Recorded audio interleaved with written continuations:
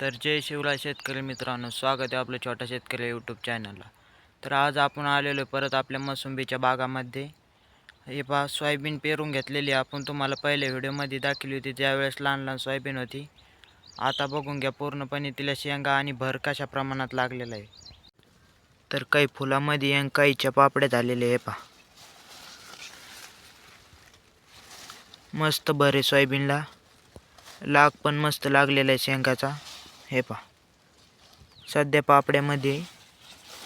त्यावर आपण एक कोराजीनची फवारणी सुद्धा घेतलेली. ही फुलामध्ये असताना आळीचं प्रमाण नाही राहिलेलं सध्या. हे पहा, पानाला कसलाही किडा लागलेला नाही, आळी नाही, तुडतुडे नाही.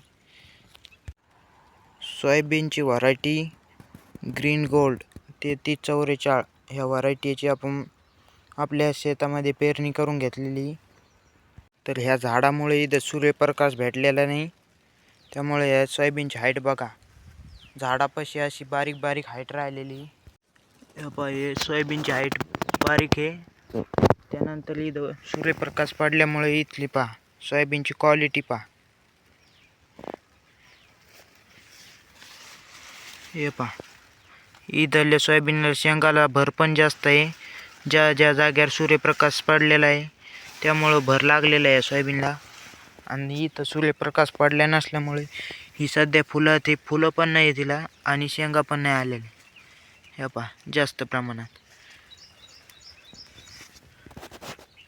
तर आपल्या सोयाबीनमध्ये कसल्याच प्रकारचं गवत सुद्धा नाही, बघून घ्या. हे पहा, आपण त्यावर तणनाशक सुद्धा आणलेलं होतं. पानाची क्वालिटी सुद्धा पिवळं पाना पडलेलं आहे.